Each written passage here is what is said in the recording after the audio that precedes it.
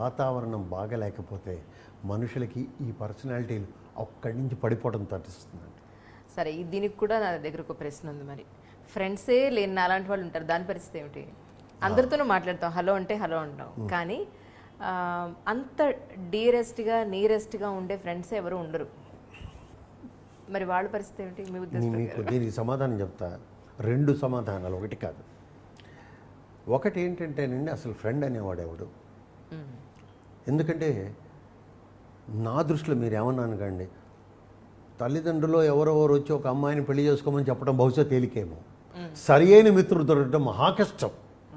ఎందుకంటే ఆ మిత్రుల్ని చెప్పగలిగింది మనమే, కానీ తల్లిదండ్రులు కానీ భార్య కానీ ఎవరు చెప్పలేరండి, సోదరులు ఎవరు. ఈ మిత్రుడు నాకు సరి అయిన వాడు అని చెప్పగలిగింది మనమే, ఇంకెవరు కాదు.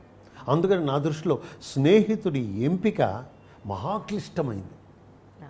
ఇట్స్ ఎ గ్రేటెస్ట్ చాయిస్ అండి. అందులో రెండో మాట, స్నేహితులే లేరు, స్నేహితులు ఉండాలా అనే దానికి ఒక చిన్న సమాధానం మాట చెప్తానండి. స్నేహితుడికి కొన్ని లక్షణాలు ఉన్నాయండి. అంటే రేపటి నుంచి మీరు స్నేహితులకు ట్రై చేయొచ్చు.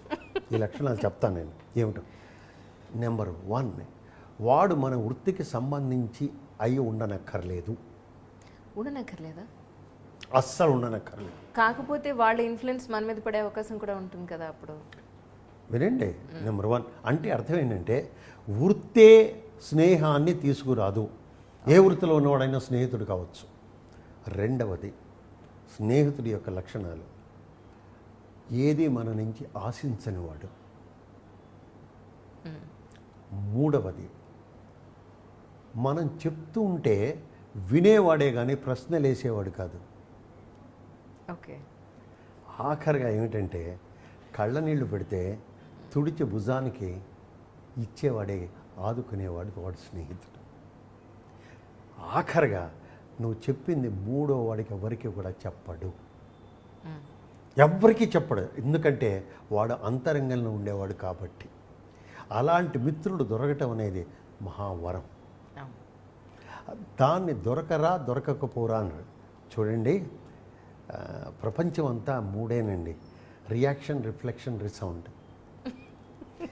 మనం మంచి స్నేహితులు ఒకళ్ళైతే మనకి ఇంకో మంచి స్నేహితుడు దొరుకుతాడు. నేను ఫస్ట్ ఆలోచించుకోవాలి, నేను అంత అంతరంగంలోకి నేను వెళ్ళలేకపోవటానికి కారణం ఏమిటి, నన్ను ఒక విధంగా నిజమైన స్నేహం నాలో కనిపెట్టలేకపోవటానికి కారణం ఏంటి, ముందు ఆత్మ పరిశీలన చేసుకోవాలి. రెండవది ఏంటంటే, చూసిన ప్రతి వాళ్ళలోనూ లోపాలు ఎతుకుతుండే ఎవడో స్నేహం కనిపించడండి. ఎందుకంటే లోపం లేకుండా అసలు భూమి మీదకి జన్మే రాదండి లోపలేకపోతే. There is some reason for us to come back. So కాబట్టి లోపాలు చూడకుండా, మళ్ళీ ఇంకొకటి, మనం అవతల వాళ్ళలో లోపాలు చూడితే అవతల వాళ్ళు కూడా మనలో చూడరు. కరెక్ట్. ఆఖరిగా ఒక స్నేహం చేస్తున్నప్పుడు వృత్తి కావదు, జెండర్ కూడా కాదండి, లింగభేదాన్ని. స్నేహానికి లింగభేదం లేదు, స్నేహానికి కులభేదం లేదు, స్నేహానికి మత జాతి భేదాలు లేవు, స్నేహానికి వృత్తి భేదాలు లేవు. స్నేహానికి ఒకటి మనసు, పక్వత అయిన మనసు. అది దొరకకపోవడం మూలానే చాలామంది మానసికమైనటువంటి ఇబ్బందులకు లోనై స్వామీజీలకి, ఆశ్రమాలకి, వీటికి తిరుగుతున్నారు.